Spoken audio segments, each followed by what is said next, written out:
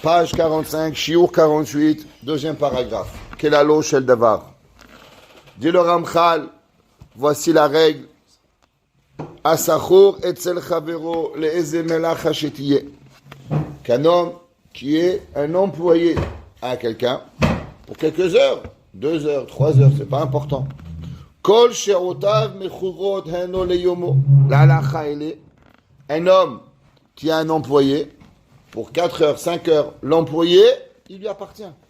La Gemara dit même s'il trouve quelque chose pendant ce temps-là, ça appartient au patron. Pourquoi ? Parce qu'il a vendu son temps à son propriétaire.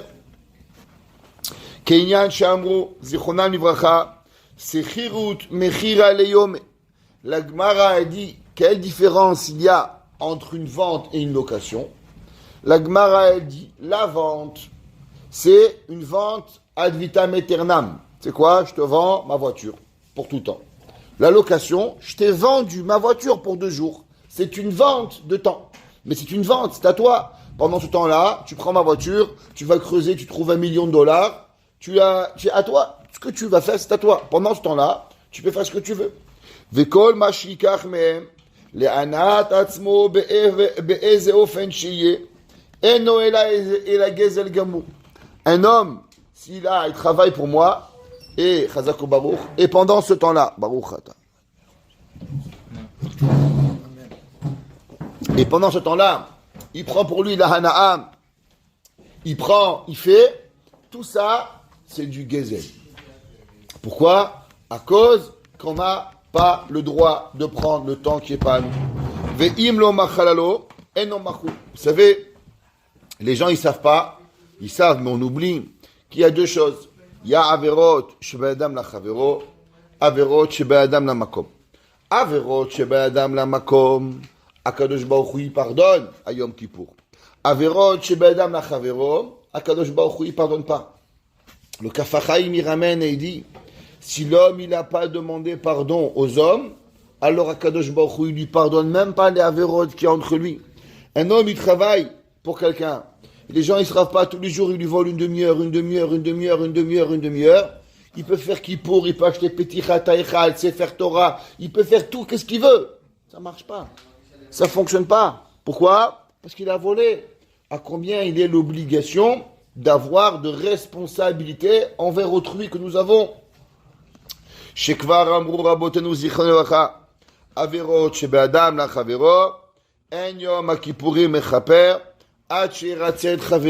il faut demander pardon à son ami. Vélood. Et pas seulement ça. Et là, même s'il n'y a pas insignifiant, je vais vous raconter une histoire. Un jour, on était à Mechirat Chametz. Alors, on vend le Chametz. Alors, il y avait le Rav Osner, il y avait moi, il y avait le Rav, le Karlsberger Rebbe, il y avait le Satmar Rebbe. On était là-bas et on avait le Goy. Alors le Karlsberger Rebbe lui a demandé qu'est-ce qui se passe si un juif il trouve du Chametz pendant Pessah. Alors il y a une halakha qu'il faut le brûler. Il lui a demandé mais maintenant le Chametz, quand on te vend tout le Chametz, c'est à toi. Alors est-ce que tu laisses le juif brûler le Chametz ? Le Goy il a regardé, il a dit à condition que ça vaut moins que 25 sous. Alors il lui a dit pourquoi ? Il dit parce que mon patron, le juif, moins que 25 sous, il me donne le change. Mais dès que c'est 25 sous, il me réclame le change. Donc chez vous, les juifs, 25 sous, c'est important. Alors moi, je ne vous laisse pas brûler le Chametz plus que 25 sous. C'est-à-dire, toi, tu dis insignifiant. Le goy, 25 sous, il ne voulait pas lui donner. Ça, c'est un patron. Qu'est-ce que ça veut dire un patron ? Un patron, il ne te dit rien parce qu'il ne va pas perdre un employé. Est-ce que tu crois qu'un patron, il peut supporter qu'il vole l'employé avec 2 minutes, le client il rentre. Un client, vous savez, Bell Canada, ils ont fait une recherche. Qu'est-ce qui fait qu'un client, il va acheter dans un magasin ? Ils ont fait une étude de $10 millions. Après $10 millions dépensés, ils ont trouvé que ce qui va attracher un client qui va avoir 80% de chance d'acheter au magasin, c'est si on lui dit bonjour ou on lui fait sentir important dans les 10 premières secondes qu'il rentre au magasin. Un homme, il rentre dans le magasin, tu as 10 secondes. Tu dis, oui, bonjour monsieur, comment allez-vous ? Désolé, j'ai un client, je vous reviens. Il y a 80% de chances qu'il va acheter chez toi. Tu l'ignores dans les 10 premières secondes, tu as perdu les chances qu'il va acheter. Alors imagine-toi, le gars il est au téléphone, il texte avec sa femme. Il y a 10 clients qui rentrent, c'est rien. 10 fois une seconde. Il t'a pris 10 secondes. Mais tu as pris 10 fois 10 secondes les plus importants. Eh bien, tu as perdu le client. Et chaque client qui rentre, tu sais pas combien. Un jour, un ami à moi, je vous ai raconté, il est rentré, le gars il lui a dit, il est rentré 2 minutes, il est revenu en retard, il lui a acheté pour $10,000. Pourquoi? Parce qu'on ne connaît pas le client. Ça, c'est les havdi dans un business. Tu sais pas la perte que tu peux avoir. Bien sûr, à Kol Mina Shamaim, ça c'est à toi envers Hachem. Mais l'employé, lui, il doit pas dire à Kol Mina Shamaim. Lui, il doit redonner son temps. Il ne peut pas être, on ne peut pas avoir. Quand j'habitais en Floride, on n'avait jamais le droit d'être assis. Et même quand il n'y avait rien à faire, il te dit reprends, c'est tout bien plié, reprends-le, replie-le. Montre aux gens qui rentrent, tu es toujours occupé. 100%. Ça change tout l'énergie. Toute l'énergie, il y a rien à faire, ça veut rien dire. L'homme, il doit avoir. Vélo hod. Et là, chez Afilou, il m'a sa mitzvah, bisman melachto. Un homme, il fait une mitzvah. Il dit, 2 secondes, je vais mettre mes téfilines au gars. Il vient Chabad. Ouais. Techachev l'homme. Et la avera ibiado. C'est pas une mitzvah, une avera. Le Rav Eliashiv, il dit, exemple, halakha, Rav Eliashiv. Il dit, il y a des gens, malheureusement, en Israël, ils connaissent pas bien les règles, ils savent pas ce que c'est. Là-bas, ils connaissent pas des règles. Vous savez, ils sont un peu bizarres. Alors eux, ils arrivent du collège, de la yeshiva, à 10h du soir, ils commencent à faire des soukotes. Et ça réveille les enfants. Il dit le Rav Eliashiv, un homme qui construit une souka dans le temps où c'est le temps de dormir, et il réveille les enfants des autres, la souka, elle n'est pas cachère. Bracha levatala. Ça s'appelle souka gezula. C'est ça qu'il dit le Rav Eliashiv. Pourquoi? Il dit parce que tu as fait une souka dans un moment qui n'est pas permis. Imagine-toi le gars, il va dire patron, 2 secondes, il va construire sa souka pendant que tu travailles. C'est pas une souka. Souka gzula. Tu as créé une souka durant le temps qu'il n'est pas là. Le gars il dit attends, je fais kiboudavan, j'appelle mon père, j'appelle ma mère. Qui t'appelle? T'appelles le Gehinam, t'appelles. On n'a pas le droit d'appeler. C'est pas permis. Ouais. Chez En Avera, mitzvah. Ukra active. Sonne gazel baola. Le passouk il écrit et il dit que Akadosh Baruch Hu, il déteste, ouais, le vol. La Gemara elle dit, Machalema avadavar domé. La Gemara dit à quoi ça ressemble? Qu'un jour il y a le roi, il est passé par les douanes. Alors il a déclaré aux douanes qu'est-ce qu'il devait. Et il a dit, ok, j'ai acheté ça. Il dit, ok, monsieur, ça fait $1,000. Alors il a payé. Alors l'employé du roi dit, mais le roi, je comprends pas, les taxes, ça vous revient. Vous prenez de la poche à droite et vous mettez de la poche à gauche. Pourquoi vous payez? Il dit, il menou bedadam. De moi, ils vont apprendre. Si moi, le roi, je vais payer, tout le monde y va payer. Elle dit la Gemara, c'est pour ça que Akadosh Baruch Hu dit, Lia keses veliazav marachem. Tout m'appartient. Mais Akadosh Baruch Hu sonne gezel baola. Akadosh Baruch Hu, il refuse que tu voles pour amener un korban. Pourquoi? Ah, tout est à moi. Oui, parce que Hachem, il veut que les gens, ils apprennent. On ne peut pas utiliser. La Gemara dit, Areche gazal se'achiti mutrana ve'afam mevarer. En ze mevarer chela men haetz. La Gemara dit, le gars, il a acheté du blé, il a fait de la farine, il fait du pain, il fait une bracha. La Gemara dit, c'est pas une bracha. Il maudit Dieu. Ouais? C'est pas une bracha. Mitzvah baba vera. Dirtiv botsea berer ni'etz Hashem. Alors le gars aussi, il va mettre tes filines, il va faire durant. Mais tu es pas rabbin, mon frère. Tu es employé. Qu'est-ce que tu fais? On a vu Abachil Kiyaou. Même dire bonjour au rabbin, il n'a pas dit. Ve'al kol kayotze bazen nemar. Oy lazé. Shenasa sanegoro kategoro. La Gemara a dit malheur à lui qu'il a transformé l'avocat en procureur. Quand tu fais une mitzvah, tu crées un malach.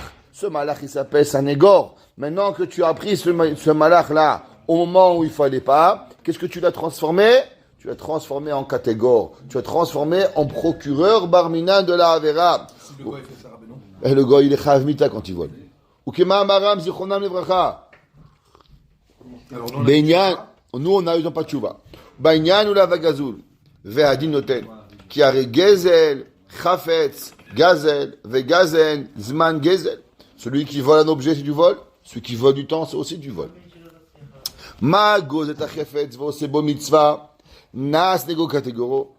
Av gozet azman vosebo mitzvah nas nego kategoro. Pareil, quand tu voles du temps, quand tu voles un objet, C'est pareil, la mitzvah, elle n'est pas, comme je dis, construire une souka, faire. Ça veut rien dire. Il faut savoir faire les choses en son temps.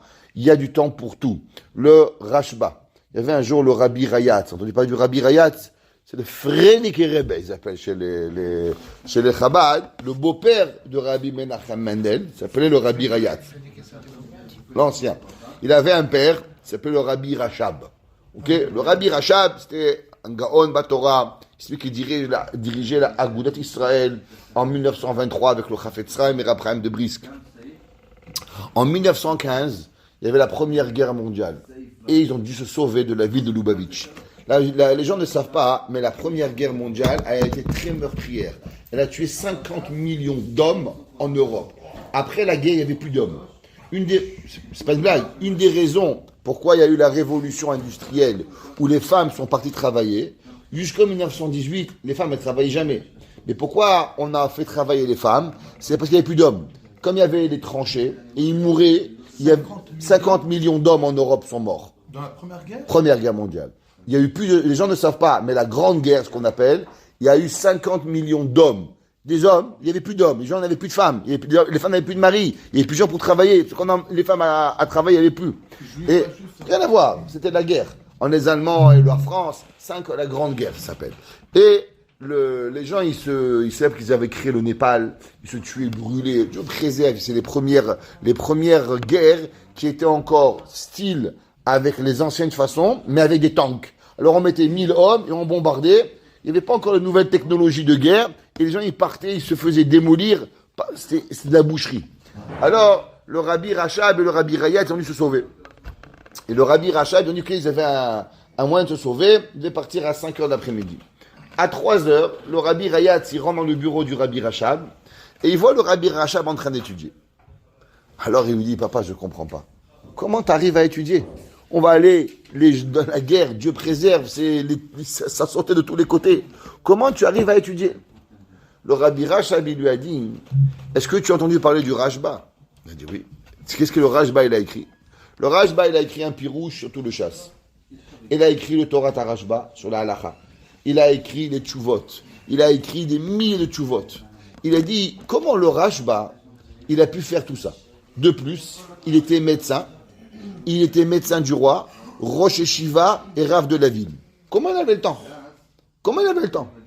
Il lui a dit, le Rabbi Rachab, la chose elle est simple. Les gens, quand ils font une chose, ils veulent toujours faire une autre chose. Quand il étudie, il veut travailler. Quand il travaille, il veut étudier. Quand il est avec sa femme, il veut s'occuper de son père. Quand il est avec son père, il s'occupe de sa femme. Il fait jamais rien quand il faut. Et alors, à la fin, il est toujours en train de rien faire.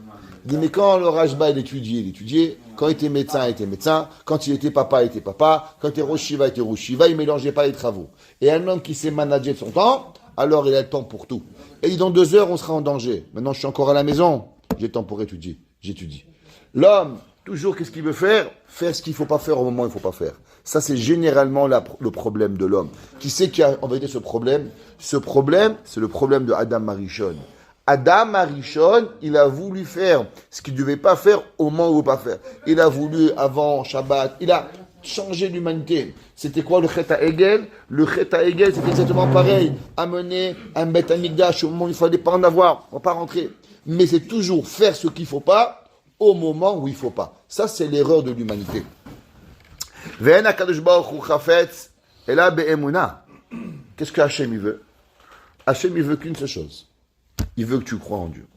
L'homme, il peut chercher. Mais en vérité, la seule et unique question qu'on demande à l'homme avant de mourir, au moment de sa mort, c'est quoi? Nasata ve'natata be'emuna. Est-ce que tu as été un homme trusty, qu'on pouvait te faire confiance? Vechen ou Omer, emunim notzer Hashem. C'est marqué dans Teilim, Akadosh Baruch Hu emunim. Ceux que ils ont la confiance, notzer Hashem, Hashem écrit. Veomer, pitru she'arim, veyavo goy tzadik, shomer emunim. Akadosh Baruch Hu dit, ouvrez les portes. Veyavo goy, il va venir un peuple, tzadik, juste, shomer emunim. Qu'est-ce que ça veut dire qui est juste? Shomer emunim. L'homme, il doit avoir la emuna. C'est ton travail, tu fais qu'est-ce que tu as à faire. Ouais, Abba Chilkia, il était un grand rabbin, un Amora. Il n'y avait que lui au monde qui pouvait faire descendre la pluie. Et pourtant, quand il travaillait, zippait la bouche. Il faisait rien. On raconte qu'il y avait un Rav, ça s'appelle Rav Menachem Zimba. On lui parlait de Rav Menachem Zimba. Rav Menachem Zimba était un Gaon Ador. Gaon Ador. Menachem Zimba, il était, et lui, il voulait pas être Rav il voulait pas travailler comme rabbin. Alors, il travaillait dans une quincaillerie. C'est une quincaillerie comme Home Depot. Il travaillait là-bas. Là, il avait. Et les gens, ils venaient du monde entier pour lui parler. Non, il travaillait à l'époque. C'est pas comme maintenant, tu fais 8 heures par jour. Tu commençais à 6 heures du matin jusqu'à 8 heures du soir. Mais les gens, ils voulaient parler avec Rav Menachem Zimba. Alors, les gens, ils essayaient de lui parler pendant qu'il travaillait. Mais le Rav, il parlait pas. C'est assourd. Alors, les gens, ils ont demandé, on peut pas. Le Rav, il travaille chez toi. On veut lui parler. Qu'est-ce que tu vas faire? On a dit, ok, il n'y a pas de problème. Chaque outil que vous achetez, vous pouvez lui parler pour 3 minutes. Alors les gens, c'était connu. Il y avait que des rabbins au magasin. Que des rabbins. Ils achetaient des tournevis, ils achetaient n'importe quoi. Et chaque article, 3 minutes. Alors ils arrivaient, ils parlaient avec Rav Menachem Zimba. Il achetait un gros marteau. Tac. Rabbi, j'ai une question. Hop, il achetait un marteau. Il faisait le tour, il achetait un tournevis. Il achetait une scie. Ils n'avaient pas besoin. Mais pour pouvoir parler au Rav, ils achetaient. Et le gars est devenu millionnaire. Il vendait le plus de marteaux et de tournevis de toute la Lituanie, de toute la Pologne. Menachem Zimba. Il était à Cracovie. Ouais. Et c'était comme ça. Dans la ligne, on raconte que c'était un petit magasin. Et devant le magasin, il y avait des barbus avec des marteaux. Tout le monde, il voulait acheter un marteau pour parler au Rav. C'était comme ça. Mais la lacha, elle est comme ça, on peut rien faire. La Torah te dit, Emouna. Veomer, Enai, mes yeux, Bene Emene Eretz, la chevet, il m'a dit. Mes yeux, ils sont aux gens qui ont la Emouna sur terre. Alors eux, ils s'assiront avec moi. Veomer, Enecha, Halo la Emouna. Dieu, il dit, mes yeux, ils sont sûrement sur la Emouna. À combien l'homme, il a la Emouna avec Kadosh Baruch Hu? L'homme qui n'a pas de Emouna, l'homme, il vit rien. On a parlé hier, tout le cours qu'on a fait dans Tehillim hier, était basé sur la Emouna. À combien l'homme, il doit avoir notre chesed, Kadosh Baruch Hu. Ve'af Yov, on sait Yov, il a passé les plus grandes des épreuves. Une marque dans la Gemara, c'est qui Yov? Est-ce que vraiment Yov, il a existé? Est-ce que Yov, c'est un personnage fictif que Moshe Rabbeinu, il a créé pour nous apprendre du moussard? C'est une marque dans la Gemara. À quel moment il a été? Donc, en tout cas, Yov fait partie des personnages importants où on apprend. C'est marqué, Ve'ama, imtate ashuri. Si tu vas te détourner de chemin, mini haderer, ve'achar enai halach libi, ou bekapai dafak me'um, ve'abet yefi, hamashalaze. Que quoi? Qui dit ma gezel abit niglé, kedavar amidabek beyat adam. Vous savez, le vol, c'est comme le corona.